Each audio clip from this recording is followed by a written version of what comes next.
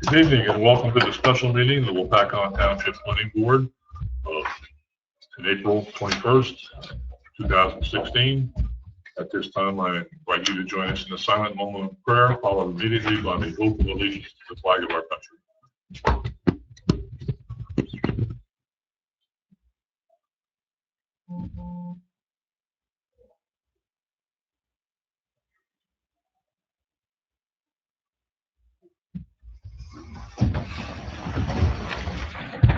I pledge allegiance to the flag of the United States of America and to the republic for which it stands, one nation, under God, indivisible, with liberty and justice for all.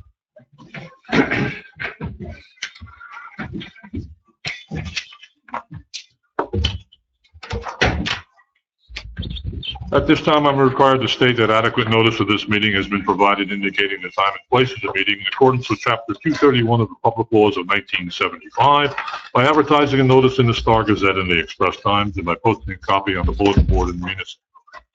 Beth, may I have a roll call, please? Member Swat. Here. Johnson. Here. Tuskegee. Here. Stello. Fryer. Here. Wolf. Here. Mayor McKay. Here. Vice Chairman Doral. Here. Chairman Van Vliet. Here. Alternate Fishback and alternate Trent.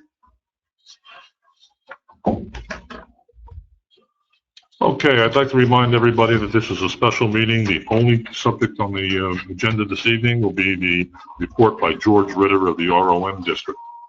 This is not a hearing. There will be no interaction or questions and answers during the presentation by the public. Strictly questions from the planning board and information to the planning board. So that being stated, we'll proceed to the report by George. All right, thank you very much. Essentially, as you're all aware, we were asked to take a look at amendments, proposed amendments to the ROM zone relating to the asphalt manufacturing facilities and precast concrete facilities, with the eye to making recommendations to how they ought to be, the regulations ought to be strengthened, or in some cases actually repealed from the zoning ordinance itself. Well, what we did is go through and put together a series of recommendations rather than tinker with the ordinance itself, to try to give the board a series of options to think about in terms of where they'd like to go with this ordinance, and to give them a few sense of direction, at least in terms of how one of these ordinances might be put together. And I think the easiest thing is to go directly to the recommendations, because I assume most of you are familiar with the proposed ordinance that was requested or put in front of the board for consideration.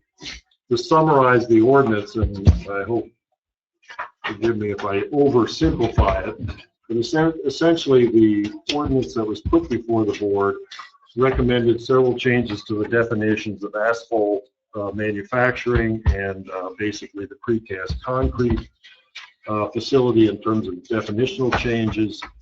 It asked to consider whether or not the concrete manufacturing facility should be made a permitted use rather than conditional use in the district, and it had specifically requested that the asphalt plant basically be repealed as a use or as a conditional use in the township zone. That's the essence of the draft ordinance proposal that we were asked to look at. Generally, after looking at that, we thought that there was certain recommendations that we thought would address some of the issues that we see as important in going forward with changing, well, truthfully amending the zoning ordinance in any case, whether it relates to this or truthfully any other activity where we look to amend it. One of the things that we thought that led to the, I wouldn't call it necessarily confusion, but in the original ordinance, a big chunk of our industrial district is what I'd call permissive zoning. And what I mean by that is that the code actually says these are the types of uses And then it goes on, but to say such as, but not, which means it's open-ended. Essentially, you can draw conclusions as to what types of uses might fit in those categories. And it's a very permissive way to construct the ordinance. One of the things that we are recommending here is that we change that section of the ordinance, particularly as it relates to the industrial uses, to make it use specific. And that is to say that, which is probably the way 95% of the codes are written today, where if a use is listed, it's permitted. If the use is not listed, it would be prohibited. In other words, it takes away that discretionary content. It's either a use that's permitted or not. So we would recommend that along with if we go ahead and make changes to the ordinance, one of the things to do would be to actually rewrite that section of the ordinance to make sure that we're shifting from a more permissive ordinance to one that is specific in terms of the uses that might be permitted. The other thing we did was the definitions, which everyone has struggled with, of what is a concrete manufacturing facility, what is an asphalt facility. What really is that? What are we saying you can or can't do in town? What we decided to do, since there are so many definitions floating around, shall we say, of what that might be, or for that matter, lack of definitions of what is meant by that, we decided to go to OSHA and look up their specific definitions for different types of manufacturing activities. And what we did was go through their list and pick the ones that related to, at least ones I believe, that relate to the ongoing concrete casting facility that we have in town that properly describes it. And then we also tried to find one that properly described what an asphalt manufacturing facility might be in terms of what the ordinance envisioned as being such a facility. In other words, just to take the extremes, concrete manufacturing, I don't think anyone, when this was originally discussed, thought of making actually the actual cement, the actual firing of and making of cement, an actual cement plant. And so we wanted to try to get the definitions defined well enough that clearly these very large-scale operations, things that no one ever would be envisioned, were properly defined out of the list. We tried to do the same thing for the asphalt manufacturing type of thing, so that we didn't leave ourselves open to, say, someone that wanted to come in and actually make the binder, the oils that, come in and actually try to refine oil to make the binders. We wanted to make it clear that that was not our intent. So what we did was pick definitions out of OSHA that we thought were close and to what we were thinking about for in town. And if you look on page 4, one of those definitions we've copied over for precast concrete stone manufacturing facility. It's about halfway down on the plan. And that type of facility is defined by them as used in this chapter is a manufacturing facility for the creation of concrete building products by pouring standard concrete into specific forms and curing the product on site. It includes the production of concrete by combining cement, water, various aggregates, and other ingredients on site for use in the manufacturing of such concrete building products. A precast concrete stone manufacturing facility does not include an establishment primarily engaged in mixing and delivering ready-mixed concrete for use in construction projects off-site. Precast stone is distinguished from precast concrete by the use of fine aggregate in the mixture so that the final product approaches the appearance of natural stone. That was the definition that we took out of there. We thought that very closely mimicked what is going on at precast right now on the property. It also made it clear that you can't do a concrete batch plant. In other words, you can't set up a series of hoppers and simply sell concrete off-site. So we thought that that was a good definition defining the type of activity that everyone perceives that precast is doing and would be consistent with the township's goals in terms of the size and the scale of those types of facilities we'd like to see in town. We also did a similar definition for asphalt manufacturing facility. We pulled that out, and that's on page 5 in the middle of the plan. The term there was asphalt manufacturing facility is used in this chapter as a manufacturing facility for the creation of asphalt and tar paving mixtures, bituminous concrete, and paving blocks made of asphalt and various compositions of asphalt or tar with other materials, and includes the storage and dispensing of asphalt paving mixtures. An asphalt manufacturing facility shall not include, an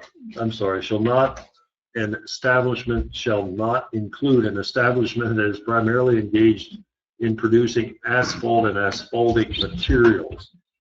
And again, we thought that defined it down tight enough to the type of facility that we originally were envisioning in the ordinance for those two types of uses.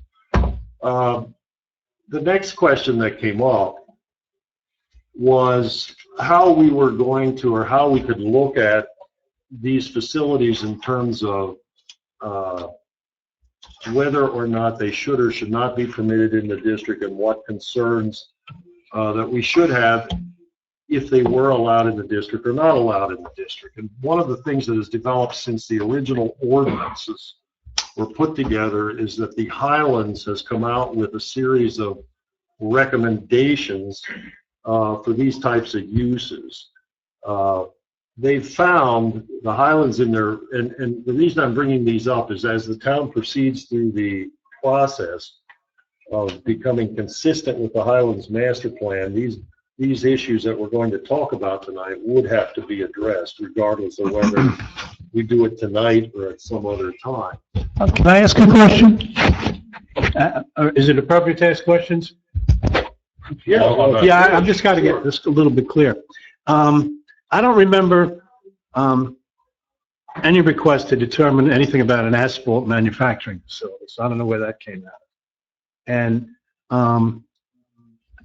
you know, what is you're saying here? I think that you want that to be a permitted use, an asphalt manufacturing.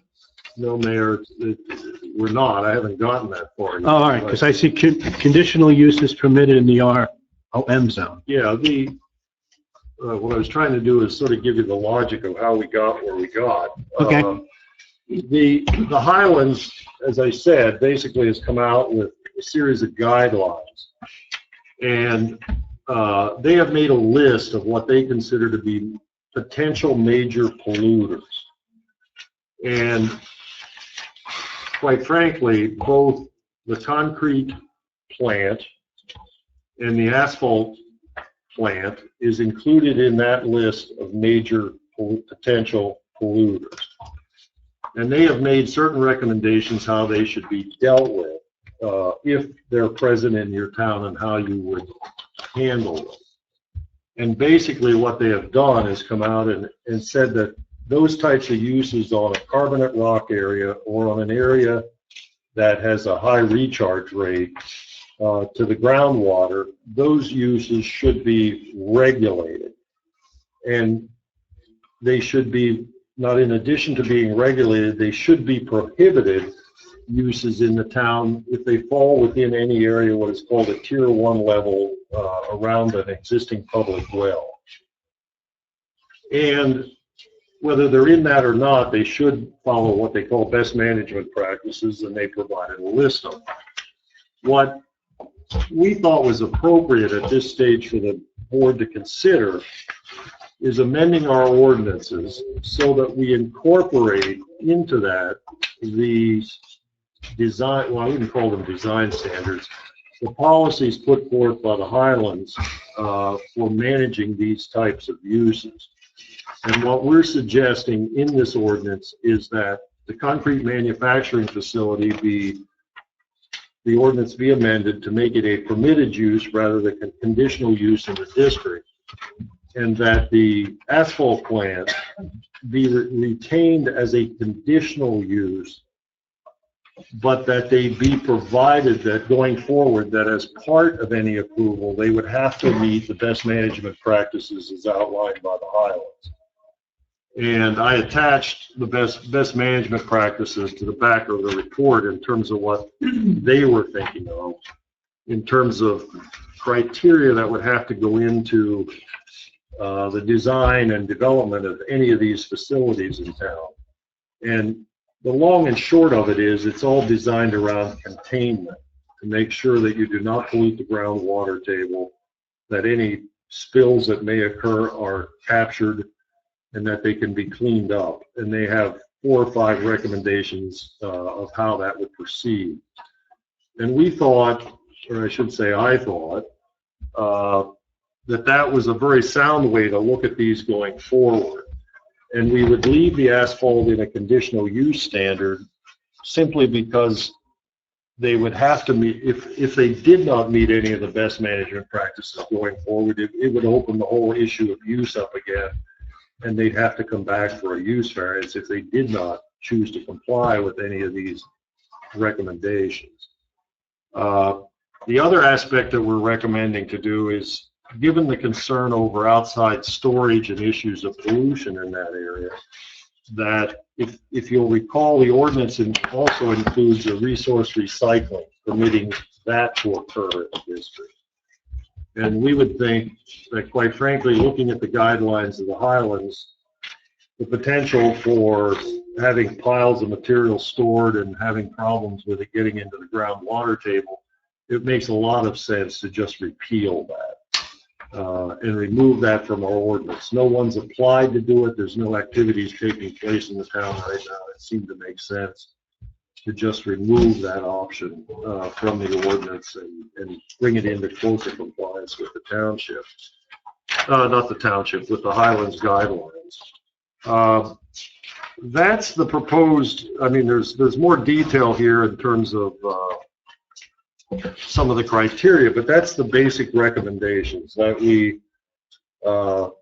get rid of the more permissive section of our code, go to a specific list of uses, that we repeal the recycling section of the ordinance so that that will not be a permitted use in the district, that we change the concrete manufacturing from a conditional use to a permitted use, and that we add standards to the asphalt plant to make sure that they have to meet the best management practices as outlined by the Highlands for this type of use, and that we prohibit both asphalt plants and concrete plants if they are located in what they would call Tier 1 wellhead areas. We would not allow them to occur in either of those areas, in those areas for either types. And that's really the broad overview of what's being suggested here. And I think it's basically open it up to board questions and see where we go. Yeah, I have a few. We don't have any Tier 1 wellhead identified. We do? Yes, Mayor. In the ROM? What? Do we have any in the ROM identified? Yes, there are some that overlap. There is no Tier 1. There is Tier 2. That's I said there's no Tier 1. To my knowledge, right now, there is no Tier 1. That is correct. As it stands right now, based on the mapping we have. And to become one, you'd have to drill a well? Is that essentially? Well, it would have to be a public well to have one at some point. Right. So we wouldn't permit the drilling of a well in that area, right? Well, the drilling of a well. No, there's nothing that says you can't drill a well in this area. Well, if you went and drilled a well in the area, then these companies would have to close down. Well, that's what I'm trying to get at. If the company's there, they would be just, what's the best way to put it? They'd be pre-existing, non-conforming to the regulations, which would not be an unusual situation if that came up. Now, isn't precast a pre-existing?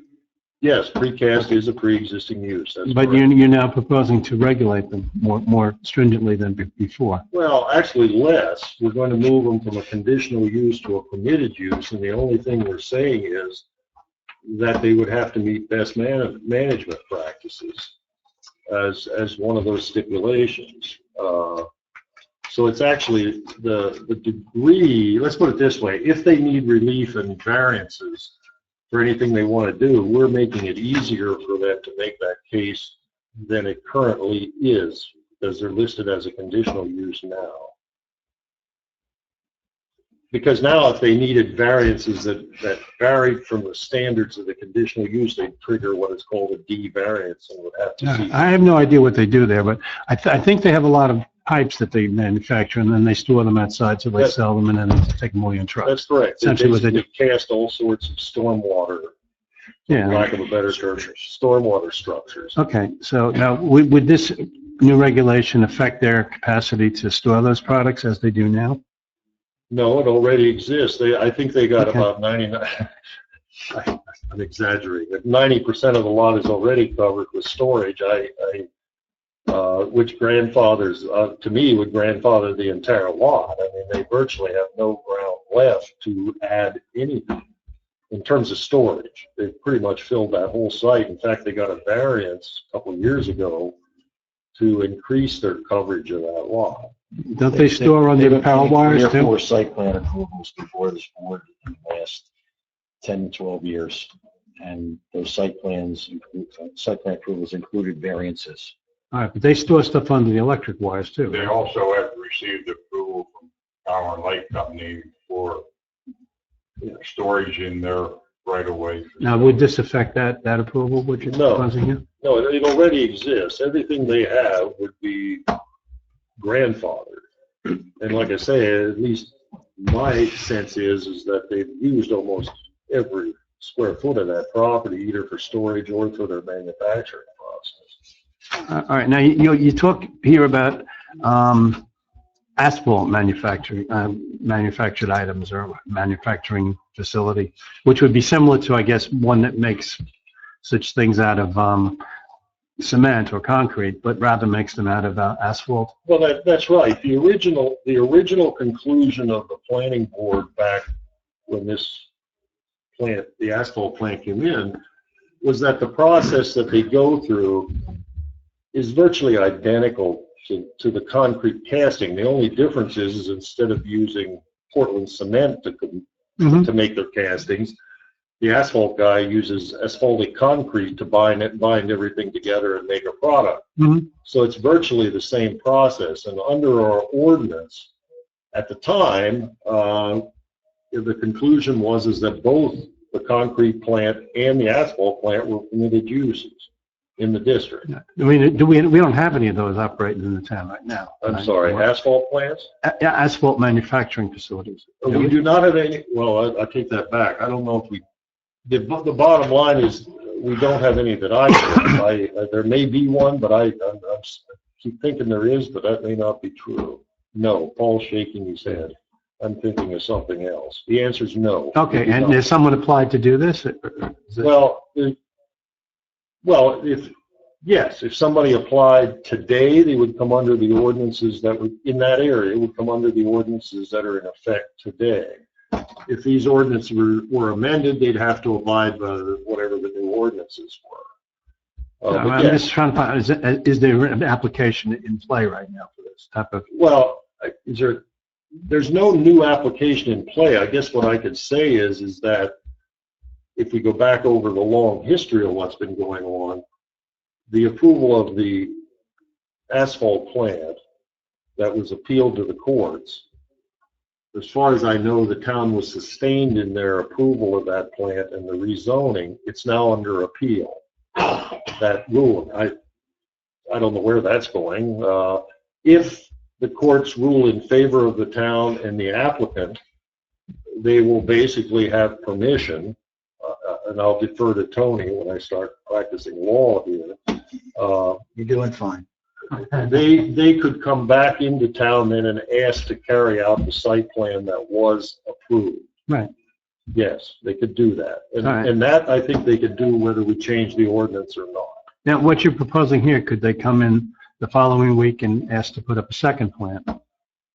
Because it's now a conditional use, so they could say, we want to put up a second plant. Well, they'd have to meet the same proofs. I guess the answer is they could. I'm not sure why they would. It might be more likely that they're going to do that. They might ask to expand the one they Or they could expand the one they have, or a competitor could come in and ask to build one. Sure, they could. And I thought what some of the folks here were asking for is that we would curtail that beyond the one that's already approved. I understand that, and that's an option that's potentially out there. I didn't feel that that was appropriate to do at this time, and the reason I explain that is, the way I want to explain that is that we have sort of an issue floating around here. If we look at what the Highlands is basically saying, and that is that both the concrete manufacturer and the asphalt plant are considered major polluters, potential polluters. My concern is how do you make the distinction that I've decided that that the asphalt plant should be not permitted, but I'm going to take and allow the casting facility to be permitted? That's an existing use. It's already here. I was just going to say that to be consistent in the argument, you would then say that neither should be permitted. And because then you'd say that I'm basically addressing the Highlands in the most aggressive way that I can. I'm not going to allow any future expansion of the current concrete plant, or if the other asphalt plant happens to win in court, they'll build it. They couldn't expand it. You know, and then you couldn't have it elsewhere. So it's a question to me of consistency of how we look at it. And I felt that if one is a major polluter and the other is a major polluter, you're either going to regulate it more or you prohibit both of them. And I thought this was a... So what you've done is you've proposed a lot more regulation on the existing facility, but we haven't done anything to curtail the expansion of the approved facility, should they want to expand it someday, or build 10 new facilities. That's both facilities. Both facilities can expand. right. All right, both can expand. I mean, we're leaving both the option to grow if they wish. Yeah, I know, but I think that was the concern, is that if you let this get out of hand, you might have 10 facilities down there, and it's not going to look very nice. Well, The problem is you have to be consistent or you're going to be overturned. But there's an And we already existing use and that's already there, that's grandfathered. Right.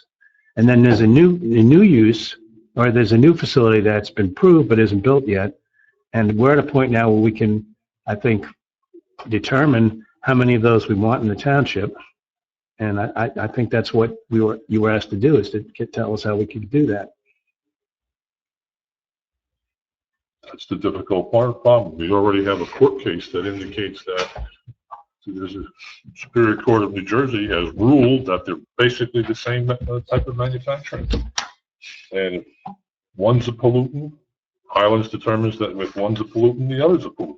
Yes, How that may be so, but you're talking about a minuscule amount of material being produced to cure on site in molds, to make pipes that you're going to store in the yard and then sell, as compared to massive amounts of materials that are going to be produced to take off-site to use for construction projects where the product is cured on site, on a construction site. So it's a huge amount of difference in the amount of material that's going to be produced. In my view, I mean, I may be wrong, but I think I'm right on that. Isn't that correct? Well, it's mixed and stored in vessels. I don't know what the difference Well, is, to tell you the truth. you know, I'm reluctant to get into the manufacturing process because, you know, I play devil's advocate just for the sake of it. The asphalt plant, probably the biggest risk is spills while they're making it or transferring product or whatever. And it's gone. You're right. It's cured off-site. The concrete plant actually puts all its product out in its backyard, lets it sit in the rain, soak into the ground. Whatever's coming off of it's going in town. So I don't know where the balancing act is in that, and that's why I like to stay away from that actual issue. I don't know which one is having a greater impact on the groundwater in town. George, can I ask a couple questions? Yeah, go ahead. You still going there? Yeah, ask if you. All right, look, you can get in and debate two plants. There was a ton of testimony submitted to the court, and the court came to the conclusion, in the court's view, the differences between products are distinctions without substantive difference. More importantly, the manufacture of each project is encompassed within the language and spirit and uses are permitted within the zone. So that, I think the court's gotten rid of that. We have an active suit. I think you have to recognize what the court says. It's going to be hard to implement something with all the testimony that's here. It's even this business about permissive. There was a lot of testimony about the permissive manner of the zoning. It says this was done logically and rationally in order to make it competitive in the quest for industrial type gradables. They reference a Supreme Court case which said it's virtually impossible to enumerate all the uses. I mean, there's a ton of information in the court case. It's been decided. I really don't even understand the difference between permissive and conditional at this point. Everything is saying the two uses are equivalent.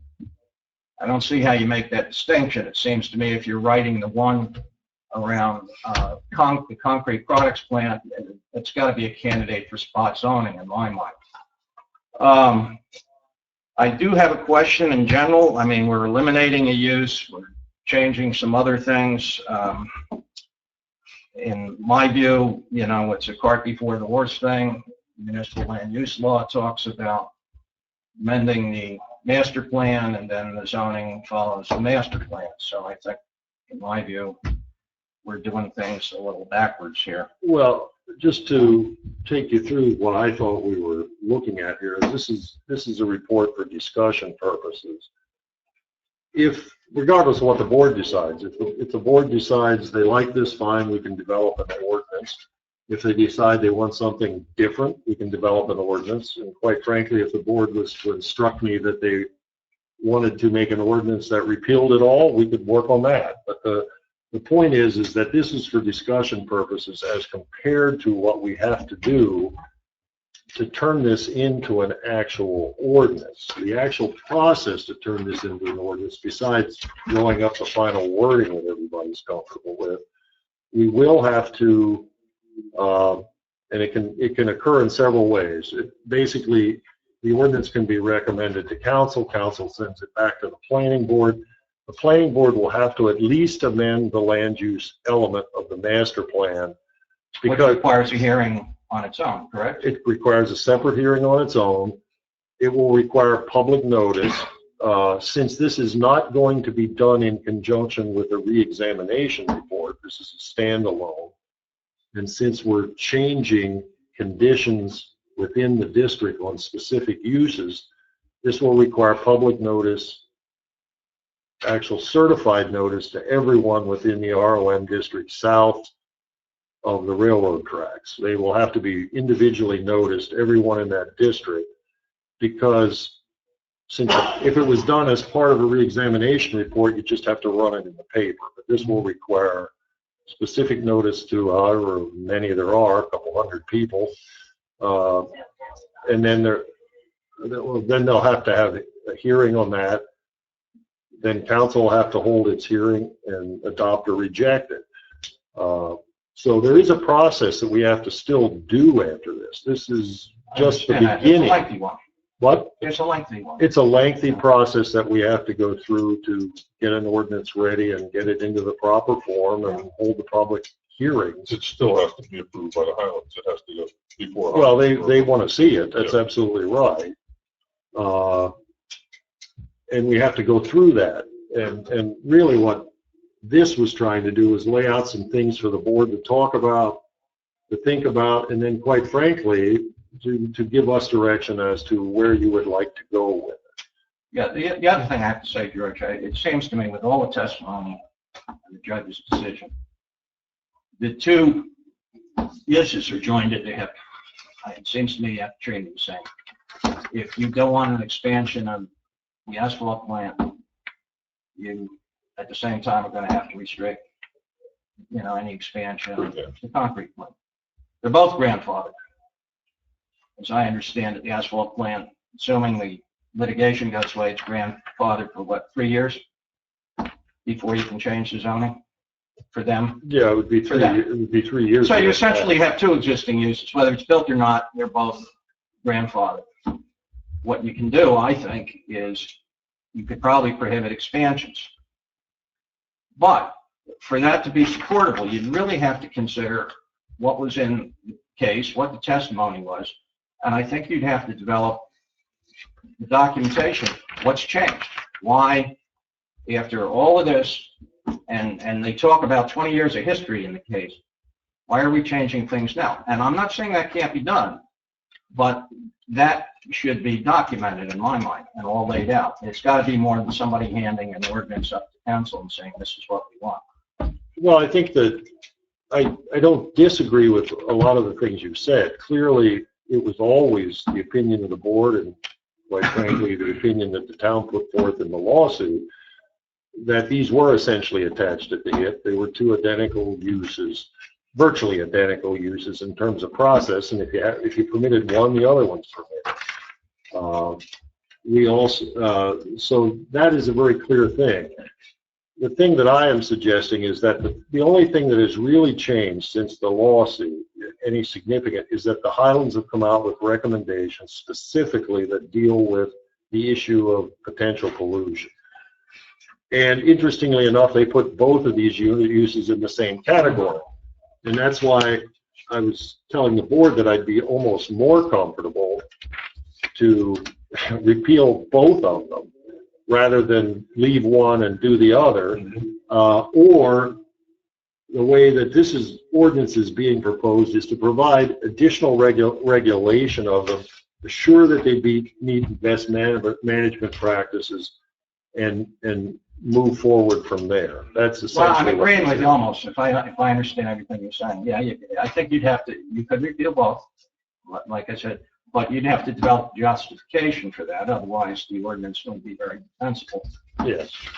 And they are joined at the hip, so it seems to me you make them both conditional, you make them both permissible, or you eliminate them together. Well, I don't see how even the Highlands treats them the same way. Well, we could. I mean, Yeah. I'm not saying that we couldn't. I left the asphalt in the conditional use and moved the other one out, but quite frankly, they could both be either permitted or conditional. Well, they're both conditional now, as far as that Yeah, goes. so how do you justify treating them differently at this point? Yeah, Well, isn't that the whole part of the conversation, is to see if we can, or even if we want to? Whatever you do, you have to have justification for if the ordinance is going to withstand further litigation. Well, wouldn't what the Highlands came out with, that they now consider it a very, And the same with the bad concrete thing, plant. it's, They're the same. That be enough? The same Highlands regs apply to both. They're both grandfathered. I have a question, just to be 100% clear on what we're talking about. We're lumping concrete manufacturing into one general statement right now. There's two different types of concrete manufacturing. There's concrete manufacturing that the material is taken off-site to be built somewhere else. Then there's precast concrete manufacturing. And I was looking at the definitions that were written up, and it looks like there was a definition. There was the concrete and asphalt manufacturing, which takes the product, brings it off-site. Then there was the precast manufacturing and blocks. I think it was yes, we're restricting it to the casting type operation. so why can't we separate casting type operations from Because raw the materials court that looked come at from- that in depth and came to that Came conclusion. to I that just read. conclusion that they're the same, approximately the same process. And let me just jump in here. More fundamentally, the Highlands is treating them the same. So if the basis for the exclusion of one as opposed to the other is that it presents some environmental risk or problem, with the Highlands viewing them as equally potentially offensive environmentally, what's the rational basis for the ordinance? And that's as simply as I can put it. And the Highlands is looking at precast versus. They look at that operation Exactly the same way as an asphalt plant. They put them in this, they lump them together. They don't distinguish between the two. Because the definitions in here are way different. The court took a lot of testimony, and they know exactly what each plant was going to do, and the court. Yeah, what we tried to do, two things, just to we did contact the Highlands and said, gee guys, what's your definition of an asphalt plant and a concrete plant? Because we'd like to know, because if you make a distinction, maybe we should make a distinction. They make none. Their line to us was, doesn't matter if it's asphalt plants, whether it mixes, casts, whether the concrete guy makes concrete, sells it off-site in bulk, or casts, same thing. They didn't make a distinction. What we tried to do in the ordinance here, since we were going from a more permissive ordinance which says such as, we were going to provide specific definitions that limits the type of industrial activity that can take place there so that it matches what the current casting company does, and provides a definition on the asphalt plant so that no one could expand that into manufacturing, you know, the oils, doing all sorts of stuff with it that we never envisioned. That's what we tried to do, was to pull it down, which I think the town can do, pull it down into specific definitions of the two activities. And go from there. I think that's what we were trying to attempt to do, is to make that distinction. So it didn't include all concrete manufacturing activities, or include all asphalt manufacturing. We were trying to narrow it. So it kind of sounds like making that distinction is very difficult and dangerous. So what if we went the other way and we went with the Highlands and we lumped it all together, and then we took it and said, okay, what if we've had enough industrial and we want our ROM to be more research and office, and we're kind of tired of all the concrete and the asphalt and everything, and why don't we just restrict it all? Well, you can. As I said before, I'd be more comfortable if we, you know, if everything that comes before the board, we're concerned with truck traffic, commuting times, school, you know, all this other stuff. And if more industrial and more manufacturing is just going to increase our traffic and our congestion on our streets, and if that's what the residents are concerned with, well, then lump it together. So what are the ramifications of lumping it together and trying to Then you get start into to a limit all that? situation where you're going to be limiting all commercial development in the town. And the history, if you read through the history of all of the re-examinations of master plans from the time they had the first original master plan, and I believe it was 70s, early 70s, 60s, whatever it was the concern that the township wasn't being supported enough by commercial development, and it was causing the homeowner residential community to bear the burden, unfairly or not, whatever you want to take it is, that their taxes are going to go up, and they are supporting all of the activities that are required by the education system, the municipal government. Do we still feel that way? We still feel that way. So we don't have enough commercial, we still want more commercial. And we're looking at right now eliminating our highway business operation on 57. There's a proposal before the board to do that. We're looking at the operation of the old Ingersoll property, Opus Developments, now called I-78 Commercial Park, or whatever it is, and the traffic that's going to generate here. The idea of the improvement of Strikers Road itself was to promote industrial development along that area south of the railroad that parallels 57. If you are looking to rezone that in area, prohibiting manufacturing, industrial use, that includes office buildings and all that right on down the road, where you might as well just cross off commercial development and goes down. Well, there's a way to do it. I think there's a way to stop this heavy industrial. What we need to do is we need to expand. Really, you keep saying heavy industrial. All right, there's a way to stop the concrete and. The court has determined that both are the same. This is what you do. You take the Highlands restriction, which prohibits concrete and asphalt plants in Tier 1. Right. And our master plan, our ordinance says we prohibit it in Tier 1, Tier 2, and Tier 3. We're not going to allow any more expansions or any more new asphalt or concrete. I don't know if we're going to be able to do that. Well, that's what we've already. It'll help. And we went changed our with mind. the Highlands and agreed to conform with their master plan. You're allowed to go beyond and be above and beyond what the Highlands are putting out there. This is just more conservative. Highlands isn't going to tell you, no, don't do that. This is more conservative. You're taking their regulations. All You're right, actually making. so what do you want to do? Prohibit all industrial development in the town? No, I want to expand the, The what? the Highlands and say, we don't want to see it in tier 1, tier 2, or tier 3. Can I ask a question? I don't. Prohibiting asphalt plants and concrete plants, why does that automatically mean that I cannot have office buildings or any other? Maybe No, I can none, add to that. none. I'm sorry, go ahead. Well, I'll go first, and then you correct me if I'm off the wall here. I don't necessarily, personally, I don't disagree with your proposal. You know, there may be a way where you can say, okay, I have these 2 plants, that's it. I don't want any more. You might, I said this before, you might be able to do that if you do it carefully and document everything. And one of the reasons you're not going to have an office park there is there's no sewer. There never will be. It was discussed in the court case. It's one of the reasons justifying why that's an industrial area. You need something that's a big building, few employees, few, you know, not much wastewater. So you're never going to see corporate park there. Mhm. You might see a trucking facility, place to store lumber, I mean, things like that. They're going to have to be things that can be built and not have an intense, you know, wastewater use. What about across the highways? What's it?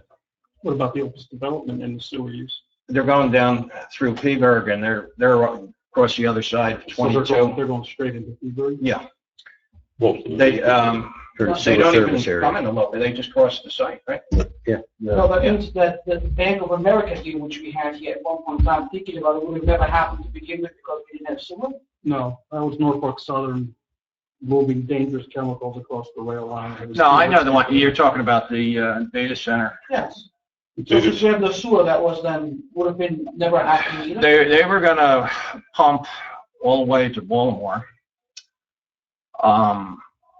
I just got, number one, you have constraints now at Baltimore. Okay. And Captive Plastics just added, I don't know what they do, they double their flow, more than double. 14,000 gallons a day. So you're limited what you can get through that Roseberry connection. So wastewater will always be an issue in that area. They were going to have equalization, a whole bunch of things. So that the office park, yeah, you know, I'd love to see one.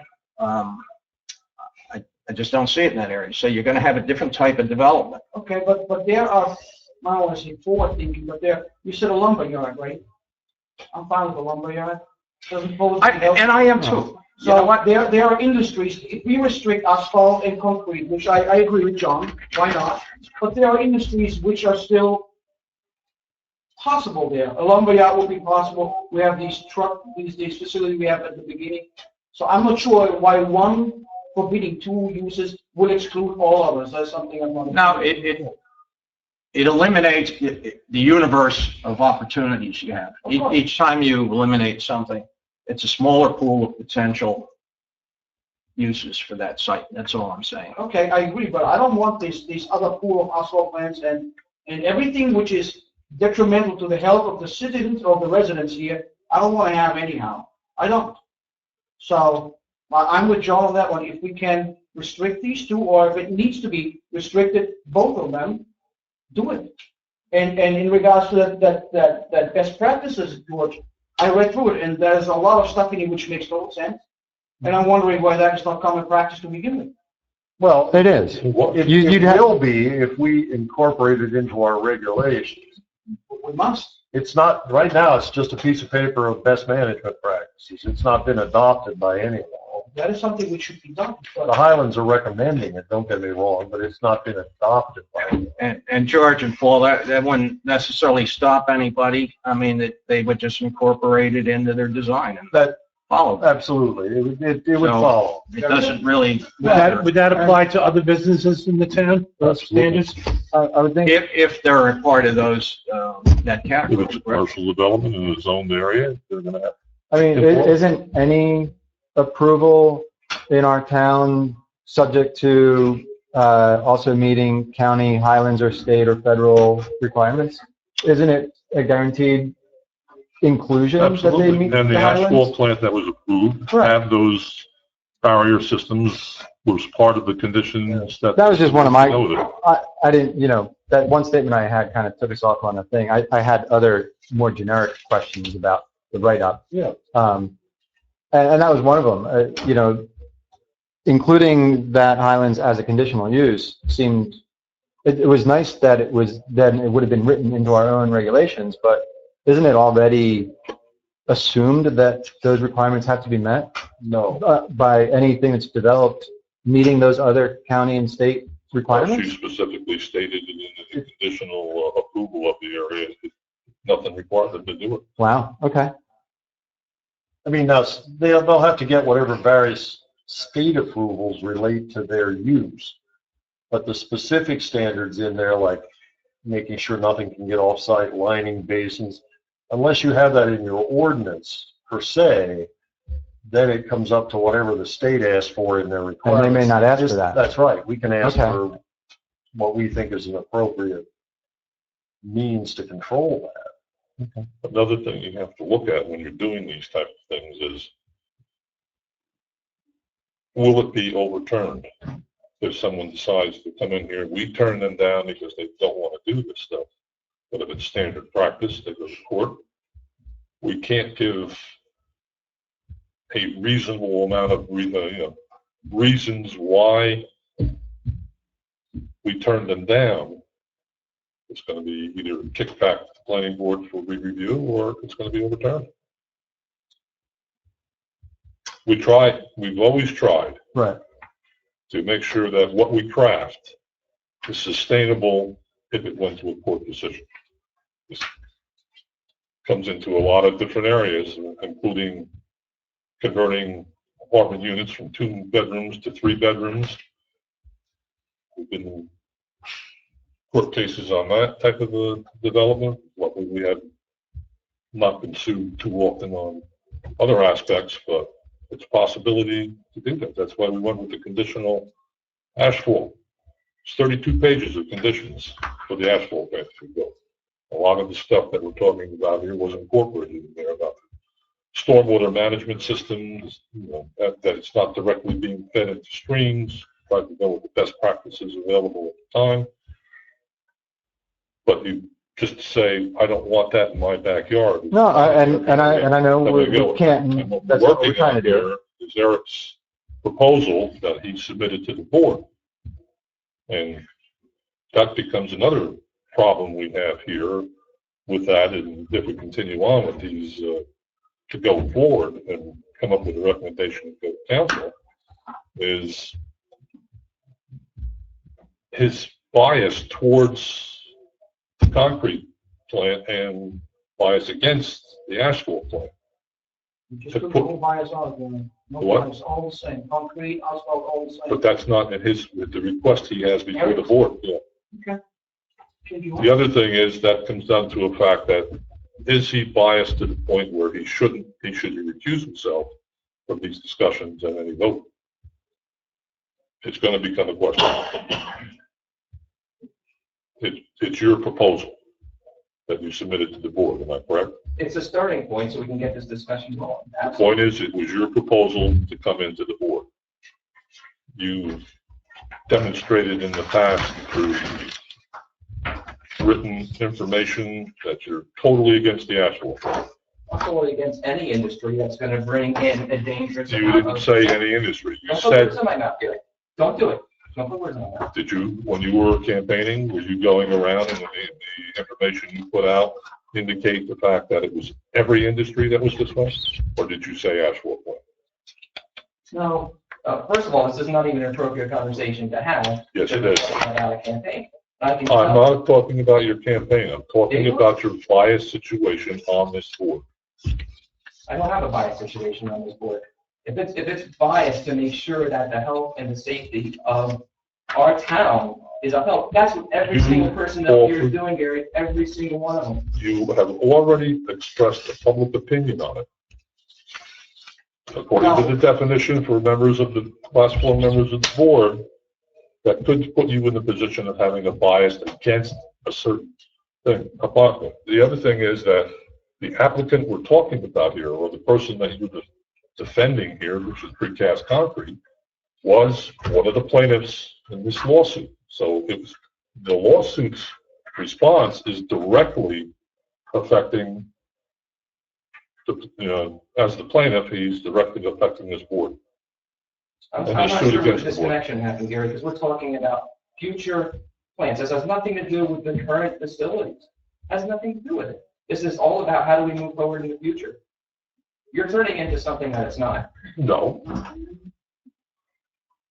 You've expressed those opinions. About the future of our township.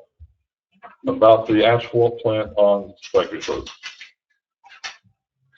And that could put you in a position, if someone came back to us and they looked at this decision and you voted on it, that it could be overturned. You have no bias towards anybody, right? No. And if they use would be the plant, asphalt plant, and concrete precast, will be all right with that? Absolutely. Then you're done. Done.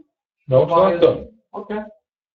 I think he just said he has no bias. He's absolutely fine with That's both. what the board has to decide, whether he's biased or not. Okay. And that's not my opinion. That's a municipal land use law. Okay. If you read the New Jersey, So how do we define if he's biased or not? it will be a vote of this committee, Okay, of that's cool. this board. No, I'd rather stay on topic. As Well, this is a potential hurdle that might come in the future. But the proposal for how and where we can go forward with addressing the zoning of the ROM Well, is the topic of tonight's special that meeting. leads to another problem. The problem becomes is who pays for it?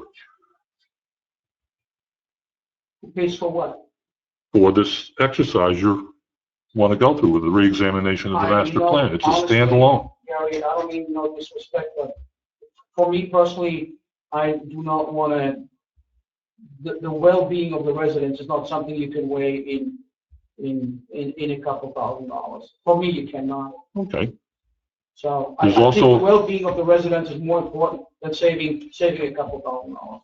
Okay, well then, there's also a provision in our land use and zoning law that since Mr. Johnson submitted the application to the board, or the proposal to the board, that he's required to make a deposit of $1,000 to the township, and if it exceeds that amount for doing this, he'll be responsible for that amount. Wow. I would hope that if I... Would you like to read it? It's right here. Well, no, I would just hope that if I ever propose something in the future that I'm told before we actually schedule and have the meeting, that I'm going to owe $1,000. Well, we're not, Just in the future, if I make that suggestion, please tell me. all we have done so far is request our planner to come back to report to the planning. Okay, so he doesn't owe the $1,000 yet. No. Okay, If we're going to go forward with his proposal, so and that's what we were acting, this is the reaction to that. because it's a special meeting, or No. just if we want to change Well, zoning? Because any applicant that comes in that proposes something to us. Could we hear from the planning board attorney on this matter? Is Mr. Van Vliet's assessment of this your same as your assessment of it? I need to look at what Gary was referring to. Okay. Would you please? Well, okay. May I approach this another way? Let's forget about the $1,000 for the moment. But I mean, to do this proposal correctly is going to take time. It's going to take planning services. It's going to take engineering. And the question is, how do we fund that? We'd have to get some money from the town, increase our budget. And in my view, none of this is supportable unless we revisit the master plan we have a ton of testimony that says our plan is our plan because of this reason. We've had experts testify, we've had a court rule. Now we have to explain what's changed and why we want to do this. And in my view, that's the only way you come up with a supportable ordinance. So the question is, it isn't free. It's not something we discuss among, 9 guys here. There's a lot of work involved and a lot of time involved. Correct? Absolutely. The other thing is that we can have it done and we can accomplish this because if I'm not in error, George, we will be having to do the re-examination of the master plan for Highlands. We've already agreed that we would become in conformance, and in order to do that, we would have to re-examine the master plan. Yes, we still have to, which we have not looked at in quite a while, but we'll have to look at adopting the regulations for the town center and other Highlands regulations to bring us into conformance with the plan, and that would normally be done under a re-examination. So why wouldn't all of this discussion and changes just take place as part of that redevelopment? Well, could. That's what The other thing is that the Highlands would pay for it. Right. They would. There's grant money available for us to do this. We would incorporate all of the. But right, but it's already been stated that this process takes a long time. So if we start it now, by the time we're ready to do the actual changes, we've discussed it and we're unified and we know what changes we want done. The difference here is that there were some board members that asked that consideration of this particular issue be expedited and taken outside of the normal process of the re-examination, of the periodic re-examination of the master plan.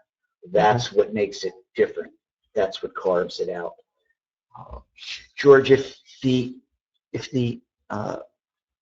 conditional use standards were tightened for, we'll call it precast and for an asphalt plant, would that necessarily be inconsistent with the existing master plan? No, I don't think it would be the actual design standards of what we seek to have them do. I don't see that as raising to the level of being inconsistent with the master plan in terms of how they're governed. If we start changing where they're permitted, not permitted, I think that clearly goes beyond that.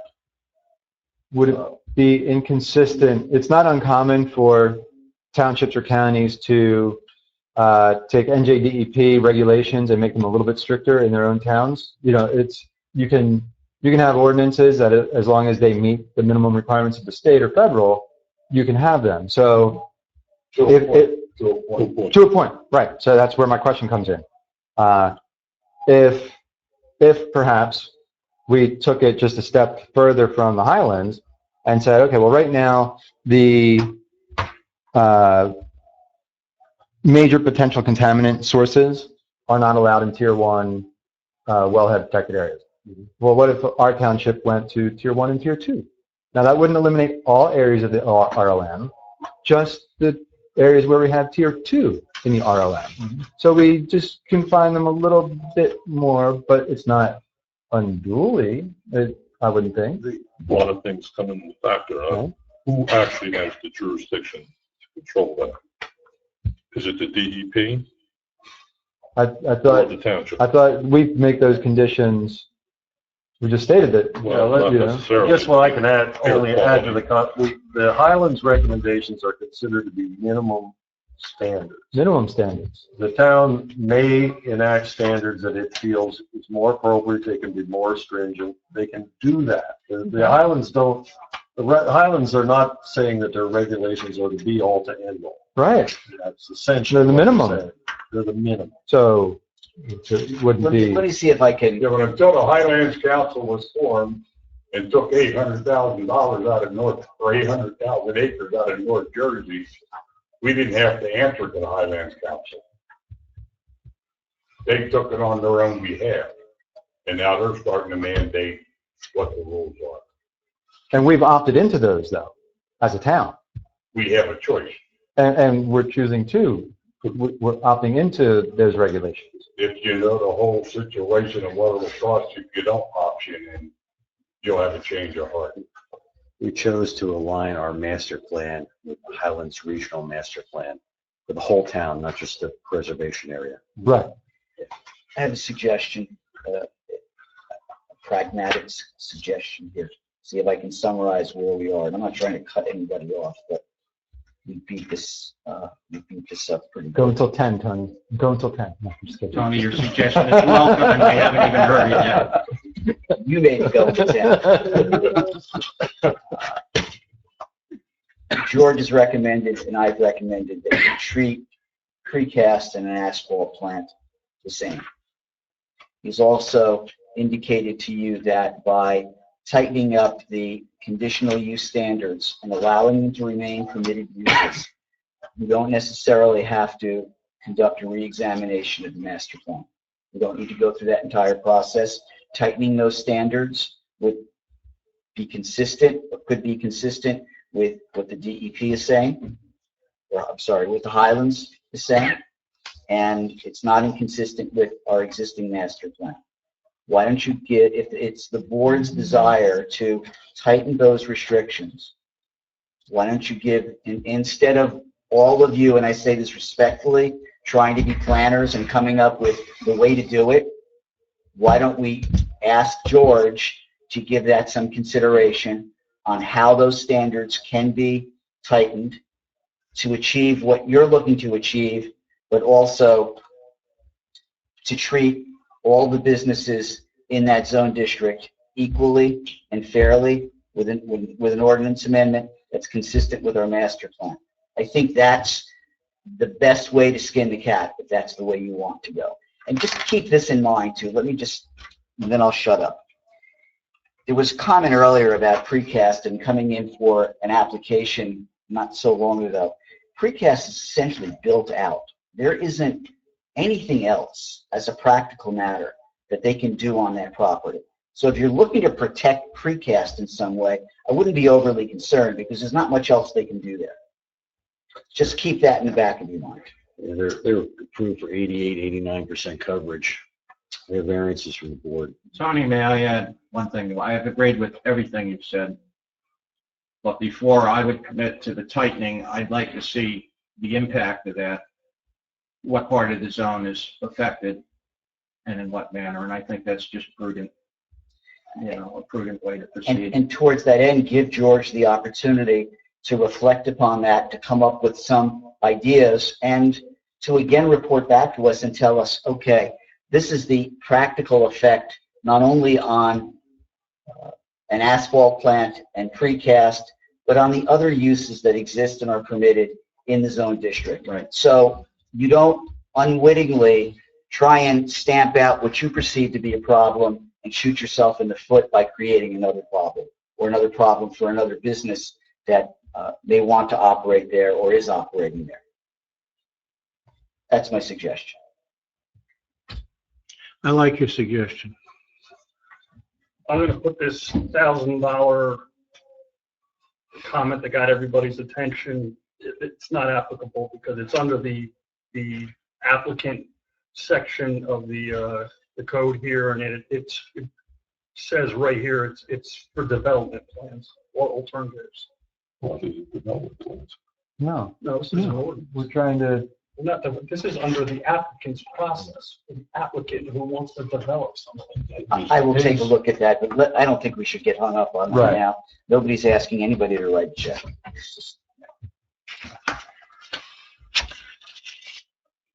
And so instead of getting sidetracked on that, if what I've said makes sense, unless anybody else has their 2 cents to offer, I would recommend that you make a motion to authorize George to look at tightening the restrictions with a view towards what impact it will have not only upon the existing and proposed operations that are concrete related, but all the other permitted uses in the zone. And let's see what we can come up with. And I'll make that motion.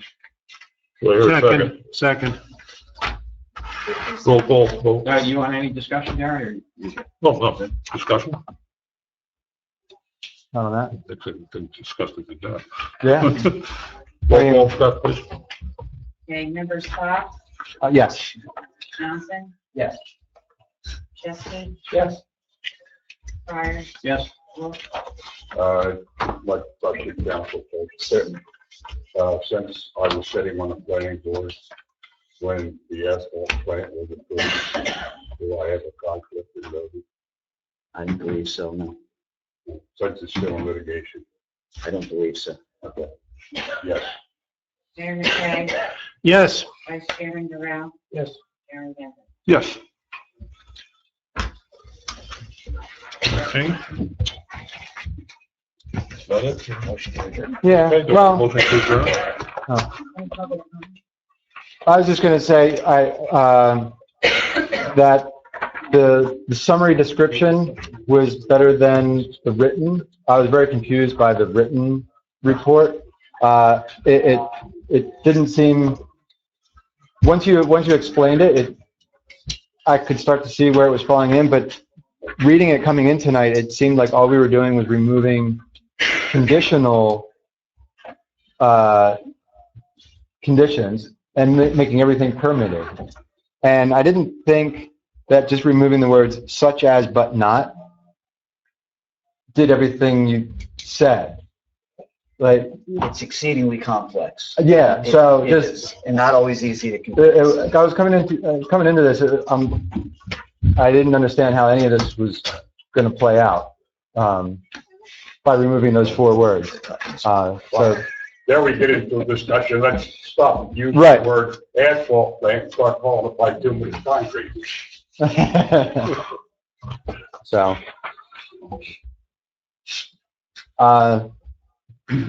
do we have public comment? Or you said there was none? There's no public comment on what Okay, we're just that's what I discussing asked. tonight. That's Well, you special can, meeting. I mean, we can, and it, Yeah, but on the agenda, Gary. Is it on Oh. the agenda? I thought it didn't see it. Oh, you do, on the bottom. I'm sorry. Okay. Should have it. Yes. Should have it. Public comment? Sorry?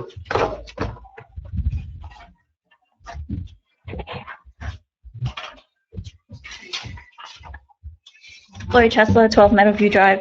As you all know, I was on council for 3 years, and one of the big issues, I think the planning board members know that too, and so does Paul Sturvins, that one of our main issues that myself and Maureen McCabe ran on was the whole asphalt plant in the ROM zone in industrial. And I know we started the process back in 2013. We ordered some kind of examination at one point. We got a report from George Ritter in 2014. Of course, with the litigation going on, everything was very slow. Somebody up here said exactly what we have been practicing for the last 3 years is don't rush it because of the litigation. And it seems like you are trying to rush it a little, and I just hope that we do keep in mind that you have to be fair across the board. And one of the things I noticed is that you were saying that there's major, the Highlands considers them to be major pollutants in that tier 1. Were there other industries that were also considered that? Would we also want to restrict those as well? Well, there's a whole list, quite Right. frankly. That's just summary for the board tonight on those 2 uses, but there's more than just those 2 uses. Oh, and I like the idea of whatever the Highlands defines as Right. those sources of potential sources of contamination, major potential contamination sources rather. Sure, whatever's in that Right. should be restricted as best we can. I mean, I think that really helps too with the whole bias issue because, Right. I mean, let's not kid ourselves. There is one. There is definitely a bias issue. We have a lawsuit that's going on with Precast as a plaintiff and 189 Strikers as a defendant. We had Precast who wrote a letter to the editor supporting Eric Johnson for that. A lot of us donated to Lopat Speaks. We really have to be careful. And I think if there are other major pollutants, let's just get rid of all of them because we don't want them there. If we don't want those 2, we wouldn't want all the rest. So if you, Careful what you wish for. yeah, you have to watch. Because then there's also, and I don't remember if it was in public or executive, so I'm not going to say it, but we had talked about other additional uses that we wanted to add to that zone that we felt weren't major pollutants, but would be a very good business to bring into town. And I think Paul would know, because I know we did. Right, yeah. Things like that aren't, they're not going to have a heavy sewer usage or they might not need it, but it's something that, the area could use And again, it's commercial. We definitely need commercial here to help us offset our school burden. As far as Board Member Fox, I just want to say your questions were very intelligent and thought out. And I appreciate that. And at the end of the day, though, this all has to go back to council, correct? Okay, thank you. Anyone else? In the public discussion? Motion to adjourn. I'll make that one. Okay. Second. All those in favor? Aye. Opposed? We're adjourned. Yeah.